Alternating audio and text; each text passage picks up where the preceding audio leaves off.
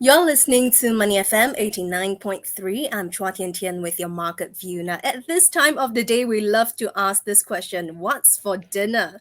But as we decide on what to eat next, fast food is on the table right now on Market View. Now, fast food has long been described as convenient and pocket friendly, but with inflation hitting operators, we want to find out how fast food chains are dealing with the rising costs and if they could take selling prices higher. So, Benjamin Boh, Managing Director of McDonald's Singapore, is here to help us out, and we'll also find out more about McDonald's Singapore's plans for 2023. So, welcome to the show, Ben. How are you? Very good. Thank you, Tinti, and Happy New Year to you and all listeners. Very good to be here. And a very happy new year to you as well, Ben. So let's get started. Ben, inflation has been at the front and center of our discussion on the show for much of 2022. In fact, Yahoo Finance cited a new data analysis from Price Listo, saying that overall prices across fast food chains have risen 12.9% in 2022. I do want to caveat the fact that I've seen a number of reports citing this data, but they did not specify geographical locations. So, how's McDonald's Singapore handling the ongoing inflation and any price increases here? Are we even near that 12.9%? Well, clearly, we have been seeing the impact of global inflation across most businesses. And this is triggered by so many factors, no less the pandemic and then global warming affecting crop yield and pricing, and of course, the ongoing war that we know. So, apart from just being in the fast food industry or in F&B or you being in radio and entertainment, we're all consumers. And as consumers, we've all felt some level of cost impact in relation to our household needs and wants.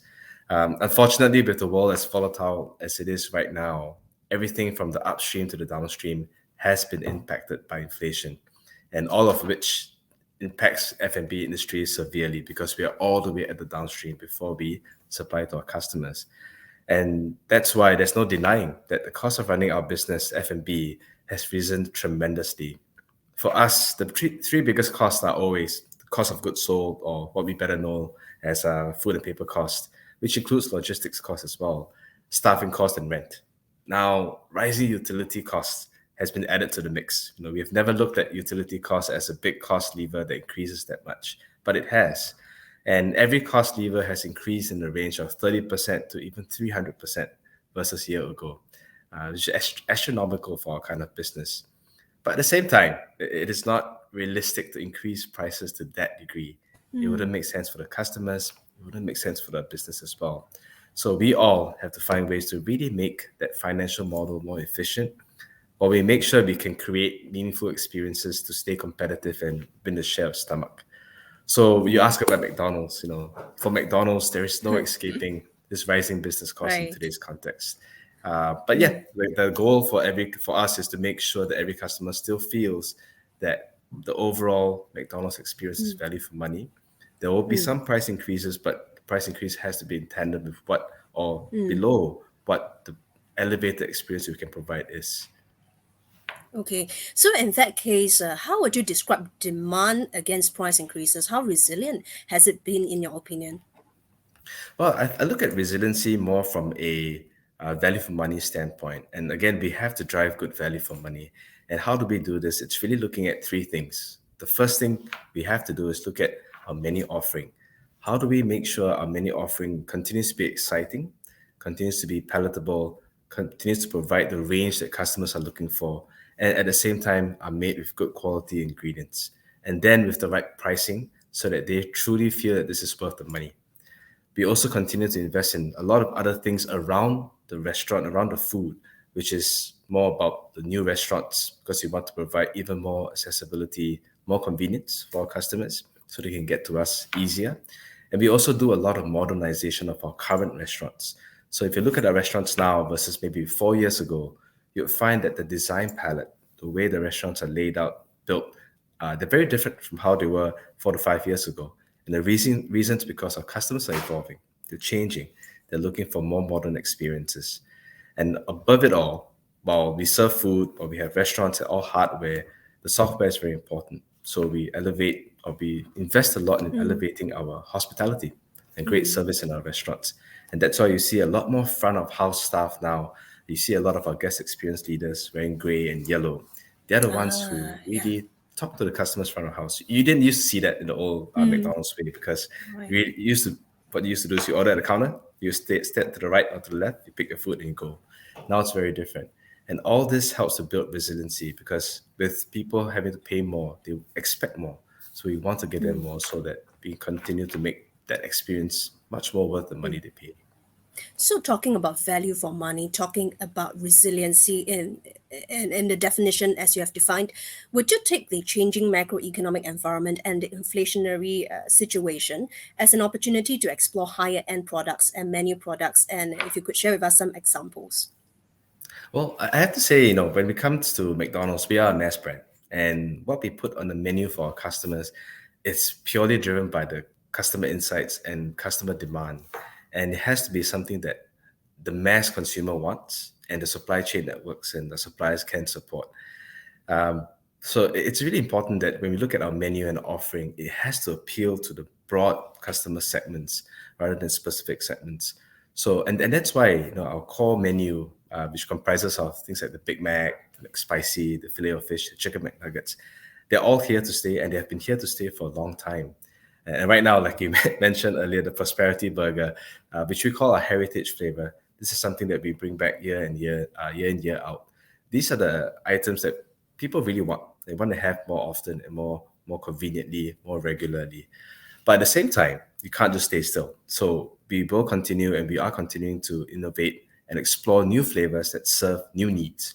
So, for example, we recently launched in the past 2 years the Chicken McCrispy, what we call the bone-in fried chicken. That's a great example.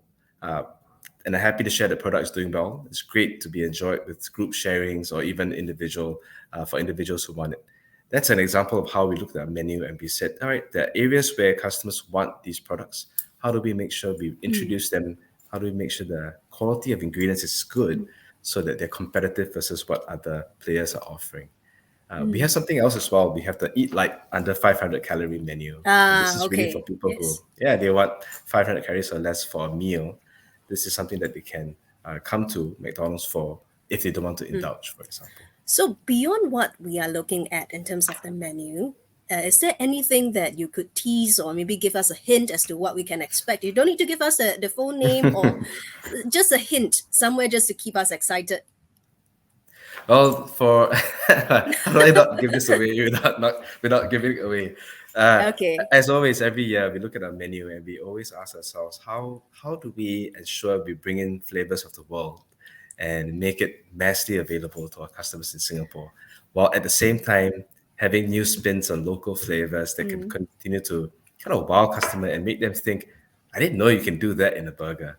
So I mean, a recent year examples are the Hainanese crispy chicken, which Right, is right. modeled after the fried chicken rice, and the laksa burger. These are all ways that we can really look at, hey, local flavors. Everyone's so used to it, but you never tried it in this format before. That's You're something keeping we always us push ourselves. very, very hungry as to what's next for McDonald's. So I'll move on to the next question then.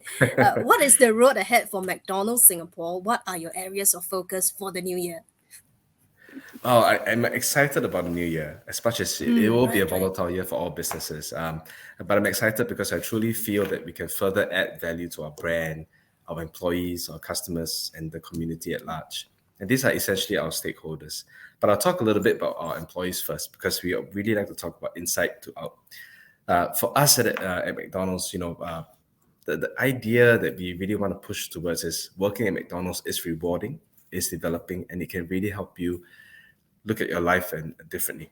So our goal is to transform the work experience for our people, change the way they work, they learn, they lead within the restaurants and even in our headquarters, so that they continue to grow professionally and, of course, personally as well. And of course, to continue to transform the way we serve our customers. In helping them work better, they can serve our customers better, and they can get more rewarding experiences while serving the customer. We also want to make sure that for our customer, we want them to have a better McDonald's experience. Now, yes, prices are increasing and all that, but that doesn't mean everything should stay stagnant and status quo. So we are looking to change our food cooking and operation procedures so that all our food can be served hotter, fresher, with better ingredients. I can't share more than that, but that's something that's coming very, very soon. Right. Uh, we also want to digitize the way our customers interact with us, how they order, they pay, and they receive, so that their food can get to them without them having to wait at the counter. Rather, spend time with their friends, families, or themselves, sitting at the table, ordering and getting the food without doing anything else other than that. So that's something we're very excited about. And one of the key things that we want to drive this year is really reward customers better. As you know, inflation's hitting everybody. So how do we give them more rewards when they come to McDonald's? So that's through our digital loyalty program, which we soft launched late last year, but it's something we're going to go full force on in quarter 1 this year. So all this will help drive the better experience, but of course, no less with investment in hospitality that can just round it up so that everyone who comes to McDonald's feels that they're getting the best bang for the buck. Yeah, and I heard you mentioning this point about digitalization, automation. I want to touch on that as well. CNN Business recently reported that McDonald's opened an automated location in Texas to entice customers on the go. I just want to find out if McDonald's Singapore will be trying out such solutions, and can we expect them to be implemented maybe this year? Well, I can't say more than I can, but All I'm right, telling no, you, no I'll worries. tell Yeah, you yeah. this. I'm really excited about this pilot because Okay. this pilot is essentially there to teach us, everyone in McDonald's around the world, how can we Yeah. run better restaurants with automation while not forgetting the soft element.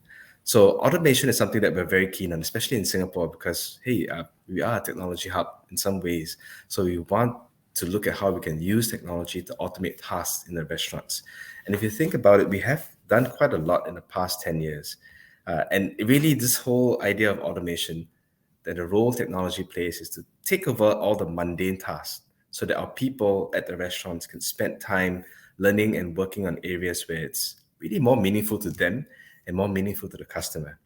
So I'll give you an example. When we transform our order taking process from ordering from counter to ordering from the self-order kiosk, and now the My McDonald's app, which allows you to also order, pay, and receive your food. This allowed us to use technology to manage the order taking process. So the order takers can now be redeployed and trained to become the hospitality leaders that you see at the front of house.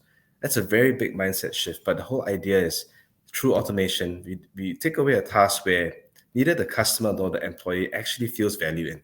It's a very, now everyone is ordering online. No one needs that kind of interaction.